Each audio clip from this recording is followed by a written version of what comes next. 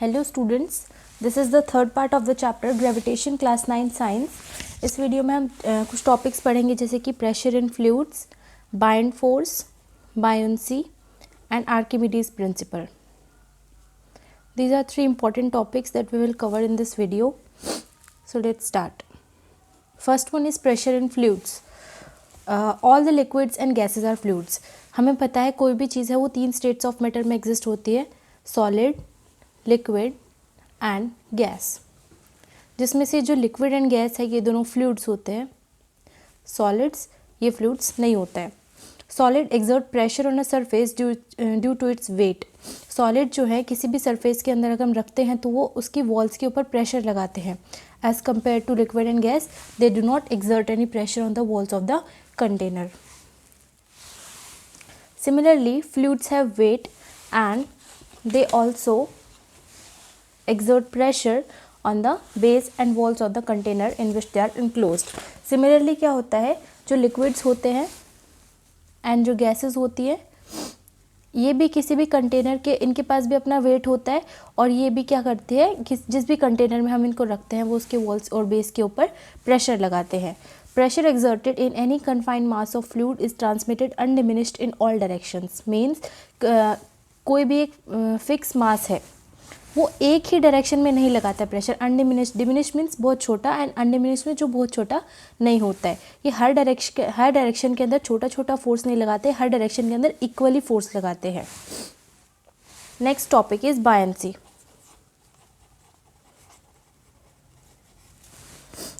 इसका सबसे अच्छा एग्जाम्पल होता है जैसे कि हमारे पास कोई बकेट है जिसके अंदर पानी है, उसके ऊपर हम किसी बॉल को अगर ऊपर से फोर्स लगाते हैं तो वो पूरी तरीके से नहीं डूबती है। अगर ये बॉल जो है होलो है, ठीक है, अंदर से इसके अंदर कुछ नहीं है, सिर्फ एयर है, तो वो पूरा का पूरा अंदर नहीं डूबेगी। एक वापस ये जो वाटर है इसके ऊपर एक फोर्स लगाएगा ऊपर की तरफ, ठीक है, इसी फोर्स को बोलते हैं बायंड फोर्स, ठीक है, एंड इस फिनोमेना को बोलते हैं buoyancy. Have you ever had a swim in a pool and felt lighter? क्या आपने कभी पूल में स्विम किया है और अपने आप को कभी लाइट फील किया है? Have you ever drawn water from a well and felt that the bucket of water is heavier when it is out of the water? Means जब आपने कुएं में से, ऐसे ये कोई कुआं है, इसमें से आपने एक बकेट पानी निकाला, जब तक ये बकेट इस कुएं के अंदर था तब तक ये बकेट का वेट अलग था। जब हमने इसको बाहर निकाल दिया तब ये ज़्यादा हमें भारी लगने लगता है। Have you ever wondered why a ship made of iron and steel does not sink in sea water, but while the same amount of iron and steel in the form of sheet would sink? हमने ये भी देखा है कि कोई ship होती है, मतलब जो जहाज होता है आयरन का और स्टील का, वो पानी के अंदर नहीं डूबता है, लेकिन अगर उतने ही अमाउंट के अंदर आयरन और स्टील किसी शीट की फॉर्म में डाल दे पानी के अंदर तो पानी के अंदर डूब जाता है। These questions can be answered by taking buoyancy in consideration. Let us understand the meaning of buoyancy by doing an activity. हम इन क्वेश्चंस का आंसर दे सकते हैं buoyancy को पढ़ने के बाद। यहाँ पे एक एक्टिविटी है, take an empty plastic bottle. कोई खाली के हमने प्लास्टिक बॉटल लिया, close the mouth of the bottle with an air tight stopper. Air tight stopper means उसका एक ऐसे स्टॉपर की हेल्प से उसका माउथ हमें बंद करना है कि उसके अंदर एयर नहीं जा सकती। Put it in a bucket field with water. उसको हमें एक बकेट में रखना है जिसके अंदर पानी है। You can see the bottle floats. अब हमें दिखेगा कि जो पानी है वो फ्लोट करेगा, ठीक है, पानी वो जो बॉटल है उसके अंदर सिंक नहीं करेगी। Push the bottle into the water. अब हमें उस बॉटल को पानी के अंदर पुश करना है। You feel an upward push. Try to push it further down. You will find it difficult to push deeper and deeper. This indicates that water exerts a force on the bottle in the upward direction. The upward force exerted by the water goes on increasing as the bottle is pushed deeper till it is completely immersed. जब तक कि ये पूरी नहीं डूब जाती तब तक वो जो पानी है उसके ऊपर अपवर्ड डायरेक्शन में एक फोर्स लगाता रहता है, उसी को बोलते हैं buoyant force. Now release the bottle, it bounces back to the surface. जब हम उसको छोड़ेंगे वो जहाँ से हमने उसको पुश करना स्टार्ट किया था वो अपनी जगह पे वापस आ जाएगी। Does the force due to gravitational traction on the earth act on this bottle? क्या इसके ऊपर ग्रेविटेशनल फोर्स लगा है? If so why doesn't the bottle stay immersed in water after it is released? अगर ऐसा होता, ग्रेविटेशनल फोर्स लगता, तो ये बॉटल नीचे ही क्यों नहीं रही? क्योंकि ग्रेविटेशनल फोर्स हमेशा नीचे की तरफ लगता है, ठीक है, तो इस बॉटल को नीचे ही रहना चाहिए था। How can you immerse the bottle in water? हम ऐसा क्या करें जिससे वो बॉटल है पानी के अंदर इमर्स हो जाए? The force due to the gravitational attraction of the earth acts on the bottle in the downward direction. जो ग्रेविटेशनल फोर्स है वो तो नीचे की तरफ लग रहा है, so the bottle is pulled downwards, इसलिए जो बॉटल है वो नीचे की तरफ जा रही है, हम उसको पुश कर रहे हैं तो वो नीचे की तरफ चली जाती है। But the water exerts an upward force on the bottle, लेकिन सिमिलरली जो वाटर है वो इस बॉटल के ऊपर की तरफ फोर्स लगाता है। दस the bottle is pushed upwards, इसलिए बॉटल जो है ऊपर की तरफ आ जाती है। We have learned that weight of an object is force due to gravitational attraction of the earth। हमने पढ़ा था किसी भी ऑब्जेक्ट का जो वेट होता है किसकी वजह से होता है, अर्थ के ग्रेविटेशनल फोर्स की वजह से होता है। When the bottle is immersed, the upward force exerted by the water on the bottle is greater than its weight। जब हमने देखा कि बॉटल को हमने इमर्स किया तो उसके ऊपर जो फोर्स ऊपर की तरफ लग रहा है वो उसके वेट से ज़्यादा लग रहा है, तो इसलिए वो ऊपर आ जाती है। ठीक है, अगर वो फोर्स ऊपर की तरफ जो लग रहा है अगर उस वेट से कम लगता तो नहीं आती ऊपर। ठीक है, to keep the bottle completely immersed the upward force on the bottle due to water must be balanced. अगर हमें पानी के अंदर बॉटल को इमर्स रखना है तो उसके ऊपर जो ऊपर की तरफ फोर्स लग रहा है हमें उसको बैलेंस करना पड़ेगा। ठीक है, this can be achieve by an externally applied force acting downwards. इसको हम कैसे अचीव कर सकते हैं, कैसे कर सकते हैं, जिस अमाउंट में फोर्स पानी लगा रहा है बॉटल के ऊपर उसको करने के लिए उसी अमाउंट में हमें उस बॉटल पर फोर्स लगाना चाहिए ताकि वो नीचे चली जाए। This force must at least be equal to the difference between the upward water and the weight of the bottle। ये जो फोर्स है क्या होना चाहिए, एटलीस्ट जो अपवर्ड वो जो ऊपर फोर्स लगा रहा है वो और जो बॉटल का वेट है उन दोनों के डिफरेंस के या तो इक्वल होना चाहिए, एटलीस्ट इक्वल तो होना ही चाहिए, ज़्यादा हो जाएगा तो भी हमारा काम हो जाएगा। ठीक है,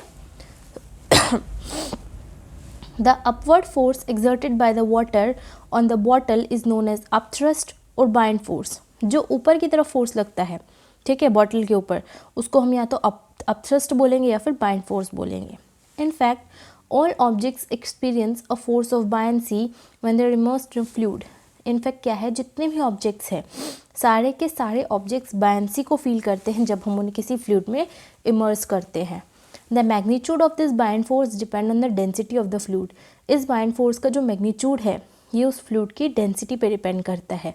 ठीक है, मतलब बाइंड फोर्स जो है डेंसिटी पे डिपेंड करता है। ठीक है, वाई ऑब्जेक्ट्स फ्लोट और sink when placed on the surface of water. किसी भी ऑब्जेक्ट को जब हम वाटर के सरफेस पे रखते हैं या तो कोई ऑब्जेक्ट्स फ्लोट करती है या फिर कुछ सिंक कर जाती है। ठीक है, ऐसा क्यों होता है, इसके लिए भी एक एक्टिविटी है। Take a beaker filled with water. एक बीकर लिया जिसमें हमने पानी भरा, उसके ऊपर हमने क्या डाल दिया, आयरन नेल डाल दी। ठीक है, अब क्या होगा, आयरन नेल जो नीचे पे डूब जाएगी, नेल सिंक कर जाएगी। The force due to gravitational attraction of the earth on the iron nail pulls it downwards. जो उस आयरन नेल के ऊपर ग्रेविटेशनल फोर्स लग रहा है अर्थ का, वो उसको नीचे की तरफ खींच लेता है। There is an upthrust of water on the nail which pushes it upwards. Nail के ऊपर भी एक अपथ्रस्ट लग रहा है पानी का जो उसे ऊपर की तरफ पुश कर रहा है, but the downward force acting on the nail is greater than the upthrust of the water on the nail, so it sinks. लेकिन क्या होता है, एक फोर्स नीचे की तरफ लग रहा है ग्रेविटेशनल फोर्स, एक फोर्स ऊपर की तरफ लग रहा है अपथ्रस्ट। ठीक है, जब ये फोर्स नीचे वाला ज़्यादा होगा, इसकी अमाउंट ज़्यादा होगी, gravitational force when become greater than the buoyant force, then definitely the object will sink in the water. ठीक है, जब बाइंड फोर्स की अमाउंट ज़्यादा होगी ग्रेविटेशनल फोर्स से तो जो ऑब्जेक्ट है वो फ्लोट करेगी उसके ऊपर। ठीक है, दिस इज द कंसेप्ट। इसके बाद एक और एक्टिविटी है यहाँ पे, take a beaker filled with water. Beaker लिया, पानी लिया, अब हमें क्या करना है, take a piece of cork and an iron nail of equal mass. हमें कॉर्क का एक पीस लेना है और एक आयरन नेल लेना है, और कॉर्क लेना है और एक आयरन नेल लेना है, ये उतने ही मास का, उसे हमें पानी के ऊपर रख देना है। मतलब दो चीज़ें ली हमने, एक कॉर्क और एक आयरन नेल। हमें ये पता करना है कि कौन सी चीज़ जो है सिंक कर जाएगी और कौन सी फ्लोट करेगी। The cork floats while the nail sinks. Cork जो है फ्लोट करेगी और नेल सिंक करेगी। This happens because of the difference in the densities. क्यों होता है, उनकी डेंसिटी के डिफरेंस की वजह से। Density of a substance is defined as the mass per unit volume.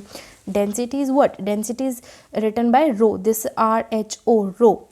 Density is what, mass by volume.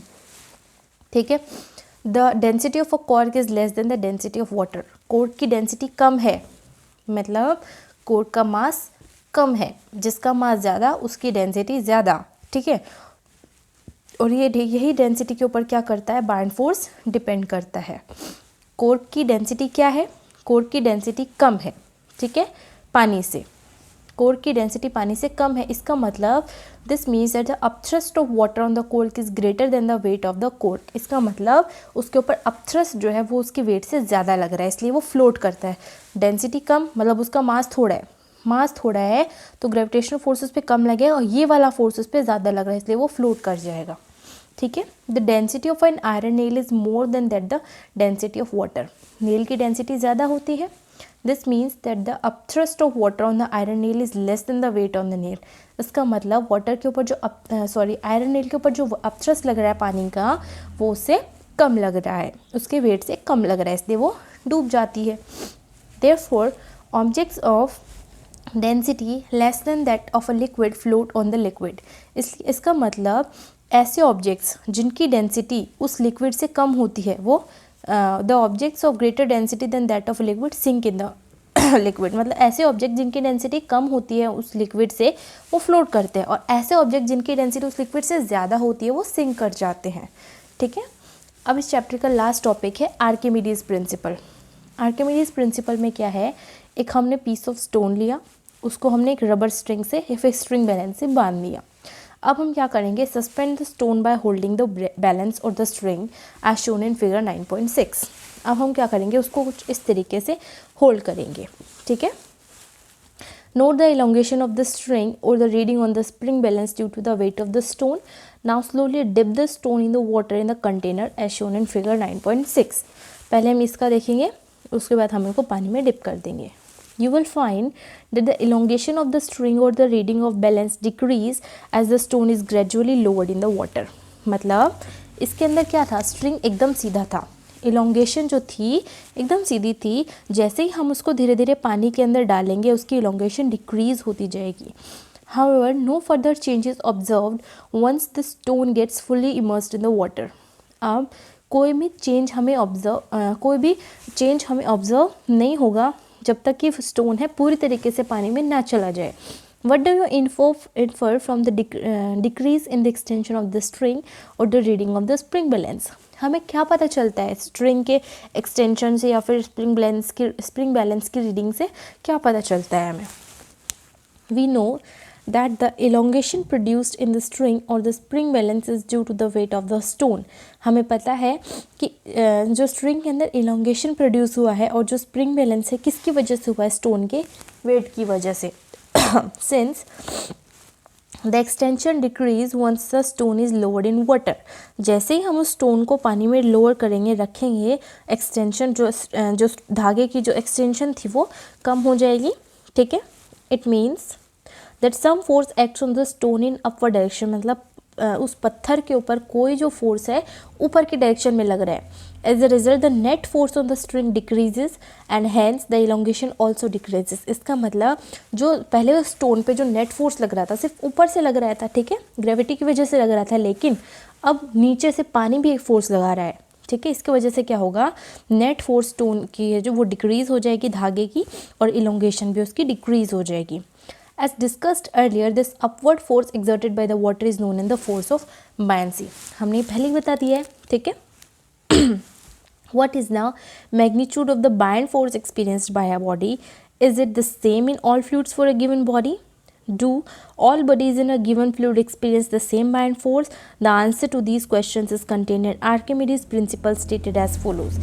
इन सारे क्वेश्चंस का आंसर कौन देता है, आर्किमिडीज प्रिंसिपल देता है, जिसकी ये है उसकी statement।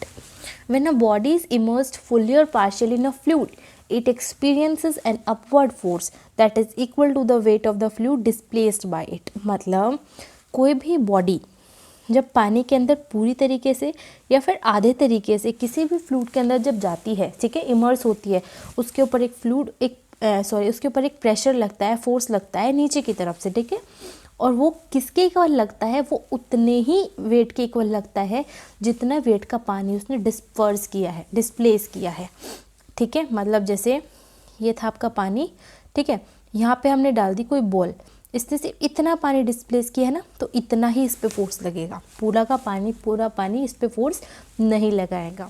Now can you explain why a further decrease in the elongation of string was not observed in activity 9.7 as the stone was fully immersed in water. क्या आप एक्सप्लेन कर सकते हो कि अब क्या आप एक्सप्लेन कर सकते हो कि स्ट्रिंग का इलोंगेशन कैसे हुआ, क्यों हमें 9.7 एक्टिविटी नहीं दिखा जब वो पूरे तरीके से पानी में डूब गया। ठीक है, ये पूछ रहा है आपसे question, can you explain it now. Okay, Archimedes principle has many applications, इसके बहुत से एप्लीकेशंस हैं। It is used in designing ships and submarines, ships और सबमरीन्स बनाने में यूज़ होते हैं। Lactometers which are use to determine the purity of a sample of milk and hydrometer use for determining density of liquid, ये भी इसी principal पे based है। जैसे कि लैक्टोमीटर किस लिए यूज़ होते हैं, सैंपल ऑफ मिल्क की प्योरिटी को टेस्ट करने के लिए, और हाइड्रोमीटर लिक्विड की डेंसिटी को डिटरमाइन करने के लिए। ठीक है, यहाँ पे पूरा चैप्टर कंप्लीट होता है। यहाँ पे थोड़ा सा आर्किमिडीज़ के ऊपर दिया गया है, देखो ये बता देते हैं। आर्किमिडीज़ एक ग्रीक साइंटिस्ट था। ठीक है, he discovered the principle subsequently named after him, उसने एक प्रिंसिपल ढूंढा जिसका नाम उसी के नाम के पीछे हो गया, Archimedes principle. After noticing that the water in a bathtub overflowed when he stepped into it, जब उसने क्या देखा, जब वो एक बाथटब के अंदर अपना एक पैर रखता है तो वो बाथटब जो है ओवरफ्लो हो जाता है। He ran through the street shouting Eureka, which means I have got it, मतलब वो फिर स्ट्रीट्स में चिल्लाता हुआ घूमता, यूरेका यूरेका मतलब मुझे मिल गया, मुझे मिल गया। This knowledge helped him to determine the purity of the gold in the crown made for king. इसकी वजह से उन्होंने क्या, मतलब ये सब जो है मेनली आर्किमिडीज़ के ऊपर दिया हुआ है, not so much important but I will telling you. ठीक है, ये जो नॉलेज है इससे क्या पता चलता है गोल्ड की कितनी प्योरिटी है जो कि राजा के क्राउन में लगती है। मतलब जैसे कि पानी के बारे में बता रहा है, पानी की, जैसे कि कोई भी ऑब्जेक्ट जब हम इसमें डालते हैं तो कितना पानी ये डिस्प्लेस करता है। ठीक है, कितना ये प्योर है। ये जो आर्किमिडीज़ प्रिंसिपल है मैंने बताया ना, हाइड्रोमीटर लैक्टोमीटर में यूज़ होता है, प्योरिटी के बारे में बताता है। His work in the field of geometry and mechanics made him famous, geometry और मैकेनिक्स के वर्क से फेमस हुआ। His understanding of levers, pulleys, wheels and axles help the Greek army in its war with Roman army. ये सब जो है instruments, इनमें इसने हेल्प करी ग्रीक आर्मी से रोमन वॉर आर्मी के अगेंस्ट वॉर के अंदर। ठीक है, now this chapter is completed, so in next video we will do its question answers. Till then, thank you very much. If you like this video, subscribe my channel and like it. Thank you.